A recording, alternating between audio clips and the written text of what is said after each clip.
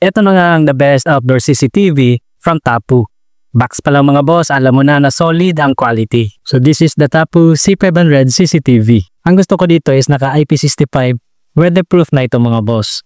At nakalisign talaga yung wall bracket na matatago niya yung wiring ng CCTV. So kahit anong lakas pa ng ulan ay hindi ito basta-bastang masisira mga boss. Sobrang ganda ng quality, makapal ang material na ginamit at meron itong 360 degrees na motion tracking. Ibig sabihin mga boss, kung may magdanakaw, kahit saan pa siya magtago ay makikita siya ng CCTV na ito. At ang maganda pa dito ay pwede kang mag-record ng sarili mong audio at iset mo as alarm at the best na panggulat sa mga magdanakaw. Napakalinaw na din ng kuha nito mga bossing dahil naka 1080p Full HD resolution na ito mga boss.